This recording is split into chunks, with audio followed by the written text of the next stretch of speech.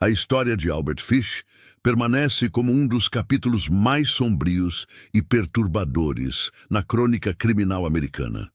Conhecido por uma série de atrocidades inimagináveis, Fish transcendeu a definição usual de assassino em série, tornando-se um símbolo da depravação humana e da brutalidade extrema. Seus crimes, marcados por tortura, canibalismo e abuso infantil, desafiam a compreensão e a moralidade, deixando um rastro de horror que ecoa até os dias de hoje. Nascido Hamilton Howard Fish, em 1870, este indivíduo aparentemente inofensivo ocultava uma vida dupla de perversões que chocariam até os mais experientes investigadores.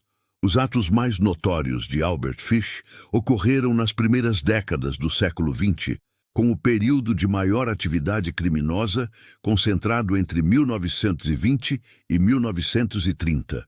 Durante essa década de terror, Fish operou predominantemente na região de Nova York, nos Estados Unidos, utilizando-se de diversos disfarces e nomes falsos para se infiltrar em comunidades e aproximar-se de suas vítimas.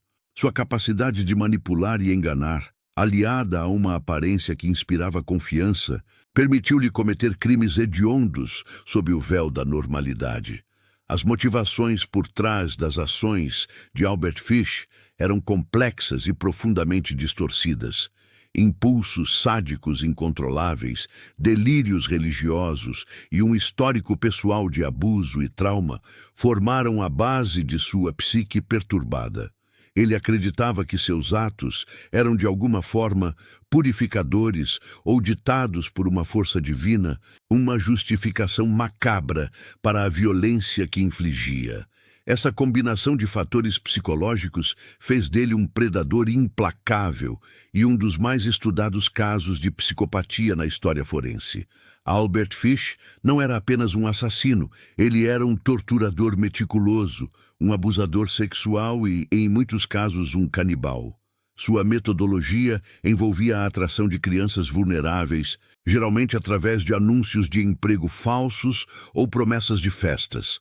Uma vez sob seu controle, as vítimas eram submetidas a um tormento prolongado antes de serem mortas. A frieza com que descrevia seus crimes, muitas vezes em cartas enviadas às famílias das vítimas, só servia para amplificar o horror de suas ações. A figura de Albert Fish desafiava as expectativas. Longe da imagem estereotipada de um monstro, ele era um homem idoso, magro, de baixa estatura, com uma barba grisalha e uma postura curvada. Essa aparência frágil e inofensiva era uma máscara perfeita para suas intenções malignas, permitindo-lhe ganhar a confiança de pais e crianças com facilidade. Ele se apresentava como um benfeitor, um homem religioso, um avô solícito, o que tornava sua verdadeira natureza ainda mais chocante quando finalmente revelada. A magnitude de seus crimes e o impacto devastador que tiveram sobre as famílias das vítimas e a sociedade em geral são incalculáveis. O caso Albert Fish se tornou um marco na história da criminologia, não apenas pela brutalidade de seus atos, mas também pela complexidade de sua psicologia e pelos desafios que impôs às autoridades policiais da época. A busca por justiça, liderada por figuras como o detetive William King, consumiria anos de esforço e dedicação, em uma época onde as técnicas forenses eram rudimentares e a compreensão de crimes seriais ainda estava em sua infância. Antes de continuarmos, inscreva-se no canal e diga-nos nos comentários de onde você está assistindo. A infância de Albert Fish, nascido em Washington, D.C., em 1870, foi marcada por uma série de eventos traumáticos que moldariam sua psique distorcida. Após a morte precoce de seu pai, sua mãe, incapaz de criá-lo sozinha, o internou em diversos orfanatos. Nessas instituições, Fish foi submetido a abusos físicos e mentais severos, experiências que, segundo relatos e análises posteriores, contribuíram para o desenvolvimento de seus fetiches e fantasias sexuais perversas desde a juventude. Ele próprio descreveria anos mais tarde os castigos brutais e a constante humilhação, que, em vez de corrigi-lo, pareciam ter enraizado um profundo senso de dor e masoquismo em sua personalidade. Apesar de sua história de vida conturbada, Albert Fish conseguiu manter uma fachada de normalidade durante sua vida adulta. Ele exerceu diversos trabalhos, incluindo pintor e carpinteiro, e chegou a se casar, tendo 6 filhos. No entanto, sua vida familiar estava longe de ser estável.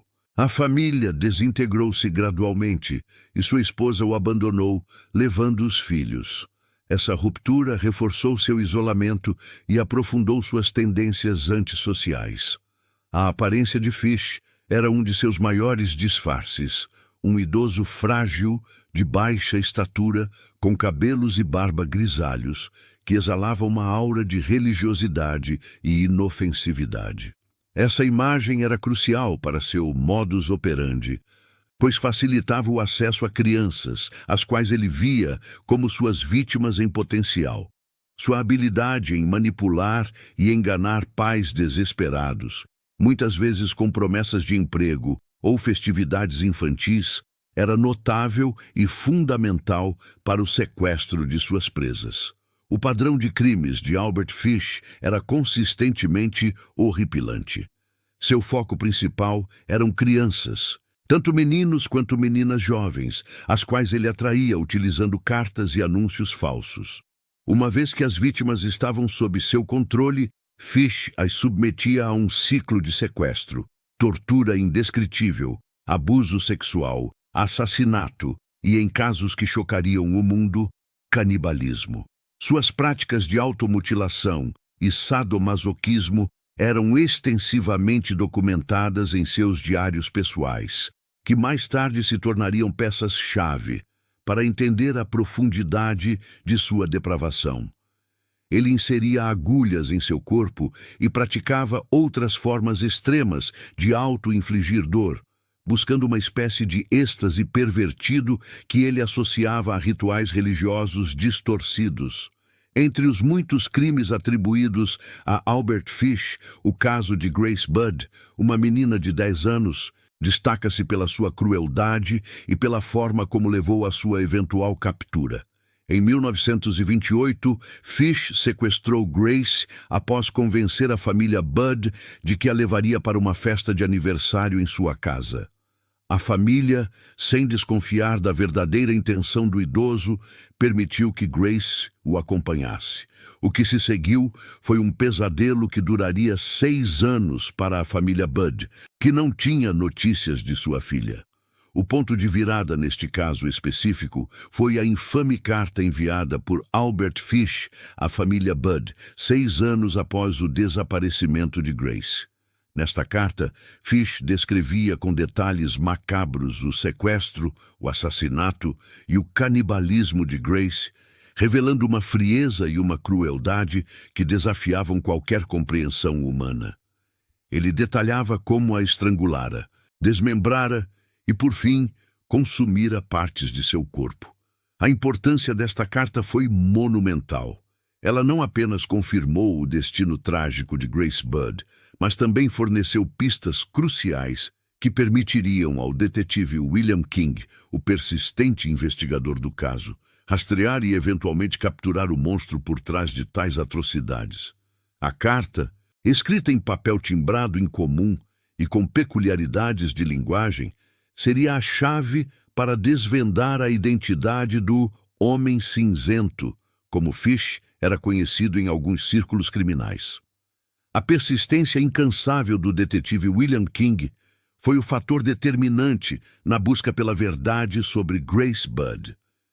Durante 6 longos anos, a família Budd viveu na angústia da incerteza, enquanto King dedicava-se à investigação, seguindo cada pista, por mais tênue que fosse. O surgimento da carta anônima, 6 anos após o desaparecimento de Grace, transformou a investigação. Essa carta, enviada à família Budd, não era apenas uma confissão, mas um documento horripilante que detalhava o sequestro, o assassinato e o canibalismo da menina. A análise minuciosa da carta, com suas particularidades de escrita e o papel timbrado, tornou-se a nova prioridade de King.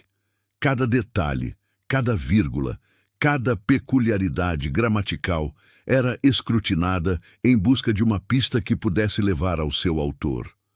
O ponto de virada decisivo ocorreu quando a equipe de investigação conseguiu rastrear o papel timbrado da carta até uma lavanderia específica. Essa lavanderia era conhecida por engomar os colares de um homem idoso que se encaixava na descrição de Albert Fish.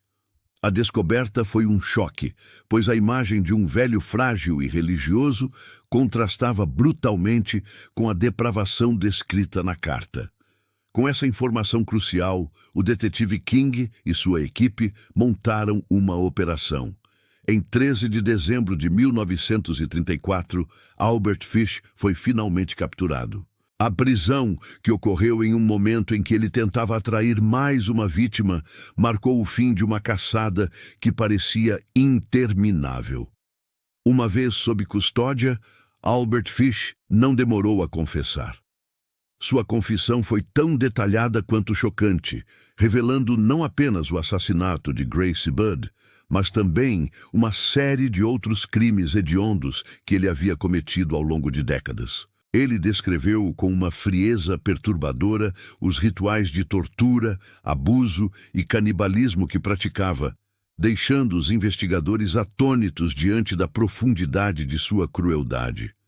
O público, ao tomar conhecimento das revelações, ficou em estado de choque. A figura do homem cinzento, que operava nas sombras, agora tinha um rosto. E esse rosto pertencia a um idoso que se misturava à sociedade sem levantar suspeitas. Diante da gravidade de seus crimes, Albert Fish foi submetido a extensos exames psiquiátricos. Apesar de suas óbvias perversões e delírios, os psiquiatras o declararam legalmente são, apto para ser julgado. Essa decisão, embora controversa, abriu caminho para o processo judicial. O julgamento de Fish foi um espetáculo macabro, com os detalhes sórdidos de seus crimes sendo expostos em tribunal. O júri, confrontado com as evidências esmagadoras e a própria confissão de Fish, o considerou culpado de assassinato em primeiro grau. A sentença foi a pena capital, e Albert Fish foi condenado à cadeira elétrica. A execução de Albert Fish ocorreu em 16 de janeiro de 1936, na infame prisão de Sing Sing. O fim de sua vida marcou o encerramento de um dos capítulos mais sombrios da história criminal americana. Sua história, no entanto, não terminou ali. Albert Fish tornou-se um símbolo da depravação humana, um lembrete vívido da escuridão que pode habitar a alma humana. Ele influenciou profundamente os estudos de criminologia e psicologia forense, forçando especialistas a reavaliar a compreensão sobre psicopatia e crimes seriais. O legado de Fish persiste como um dos mais chocantes e indescritíveis assassinos em série da história. Um nome que evoca horror e fascínio mórbido, e um caso que continua a ser estudado como um exemplo extremo da maldade humana.